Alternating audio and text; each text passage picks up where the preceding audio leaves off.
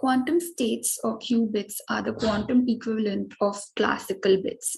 Therefore, it is very important to understand how to represent them using the Dirac notation, which is also known as bracket notation.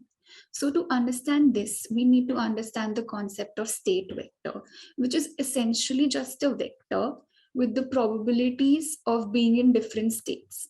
Like, for example, we have a coin and it can be in heads or tails. So the state vector is just a vector containing the probabilities of being in heads or tails state.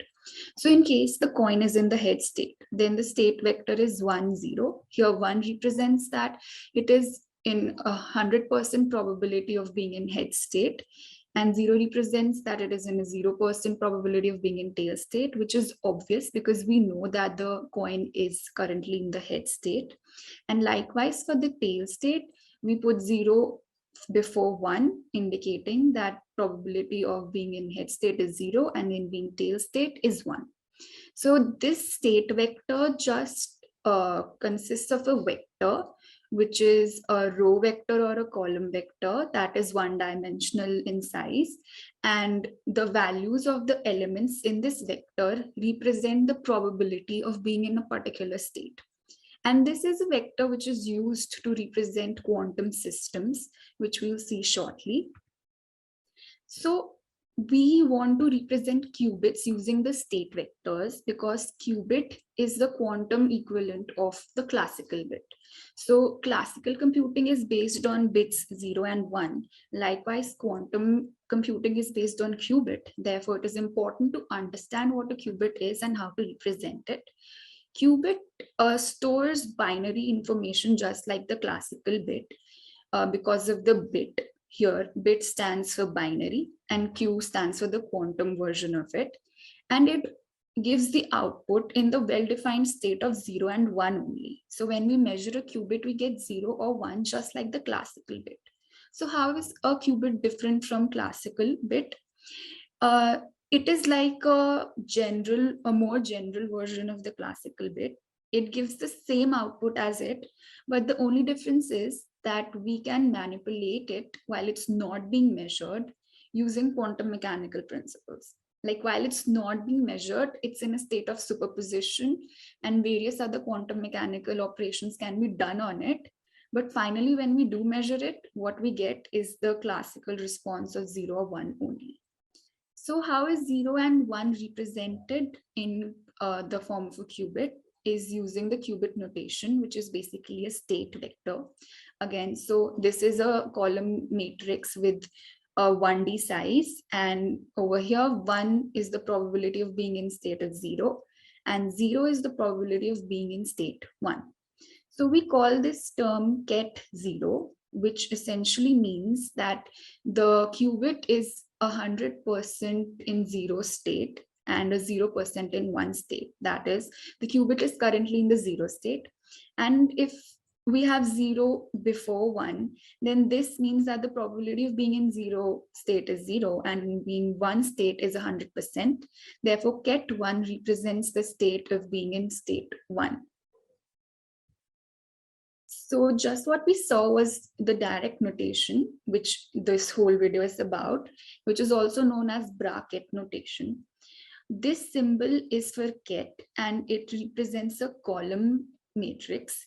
And this is of a bra, which is just the inverse of it in looks. And what it really is, we transpose the matrix and also conjugate it. So bra is conjugate transpose of ket. Let's break this down. What is conjugate? Firstly, the probabilities that we have in a state vector are in form of complex numbers. That means that they have a real part and an imaginary part. So conjugate means changing the sign of the imaginary part. So if we have z equal to x plus iy as the probability in the state vector, then in its conjugate, the sign of the imaginary part will be changed and we will get x minus iy. And for the transpose, if we have a matrix, then all the rows becomes the columns and columns becomes the rows.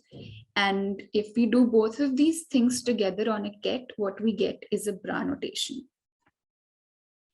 because state vectors are basically like vectors only, so we can apply similar concepts that of vectors on them, like the inner product.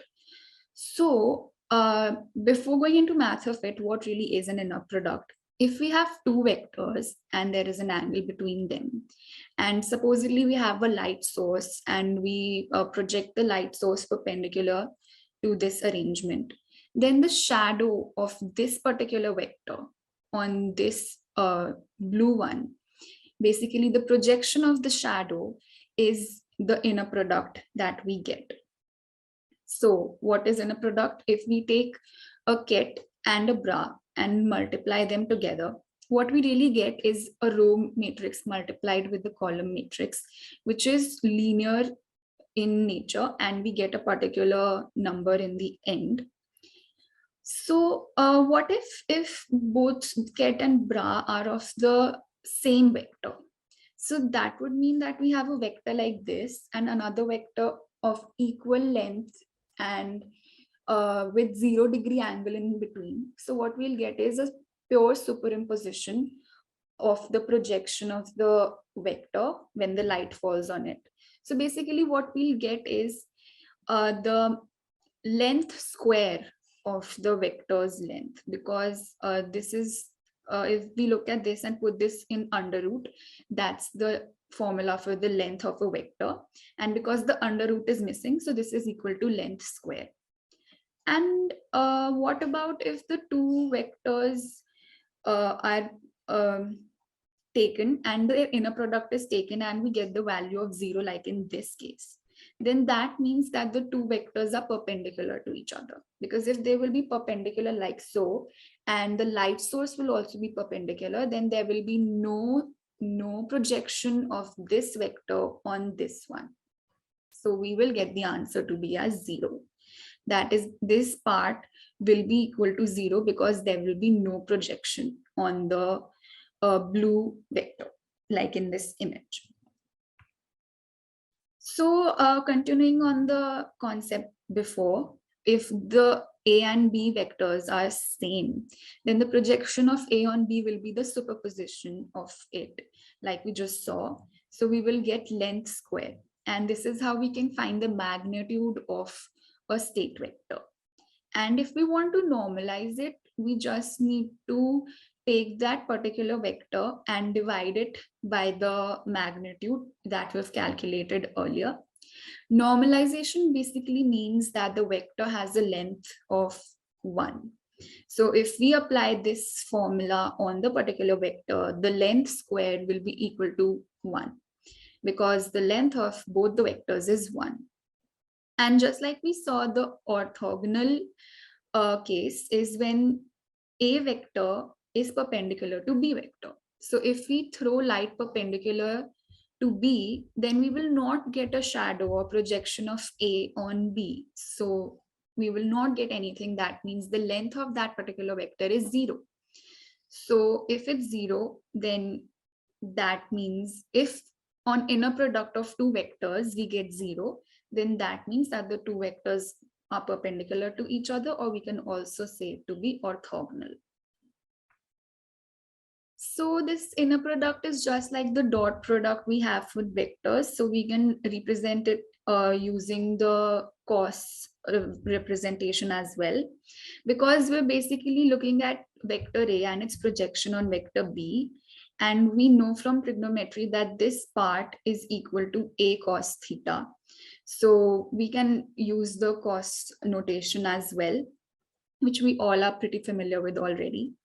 So just like the inner product, we have outer product, in which we have ket multiplied by bra. Initially, we were having bra multiplied by ket. If we change the positions of the matrix, then the multiplication also changes. Now we get again a column matrix multiplied with the row matrix, and instead of just a one number, we get a bigger matrix. So now let's look at a more complex qubit state vector instead of just 0 ket or 1 ket. If we have something like this, then it means that the amplitude of being in state 0 is this, and the amplitude of being in state 1 is this. Why are we using the term amplitude? Because this is not the probability, because probability of being in all states should sum up to be 1, and their sum is not equal to 1. But if we square these values and take the absolute form of them without the signs, then what we get will be equal to 1. Therefore, probability is equal to amplitude square. This over here is the amplitude, and if we square it, then what we get is the probability. So right now, our qubit is not in the state of 0 and not in the state of 1, like the classical bits are. Right now, it's in a superimposition of the states of being in 0 and 1. And this is what separates it from the classical bit. This is how it is more generalized and can represent a larger number of states. So this qubit can be written as a linear combination of ket 0 and ket 1. And this is known as superposition. This means that the state of the qubit is some percentage of 0 as well and some percentage of 1 state as well. And when we'll measure it, it will collapse into either 1 or 0. So with the help of the linear combination of 0 and 1, we can essentially create any qubit state that we want. So ket 0 and ket 1 are basis states, which means that ket 0 and ket 1's linear combination can produce any qubit state that we want.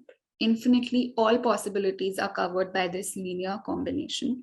And this is because ket 0 and ket 1 are basis states. And to be a basis states, they have to be orthonormal, which means normal means that they should be normalized, which means that their inner product should be equal to 1, that we've seen before. So these are vectors with the length of unit, basically 1. And they should be orthogonal, meaning that they should be at a 90-degree angle with respect to each other, which also means that they are linearly independent of each other. And because they are linearly independent of each other, we can use them to span out every part of the space in a particular Cartesian plane. And every vector can be a unique representation of the linear combination of these two basis states. Like over here, ket r, a and b can be just any number, and they can be represented as a linear combination of ket 0 and ket 1. So proving that ket 0 and ket 1 really are orthonormal basis states. Orthogonal means that they are at 90 degree. So if we take their inner product, then what we get is 0, which means that there is no shadow of A vector on B vector, means that they are at 90 degrees.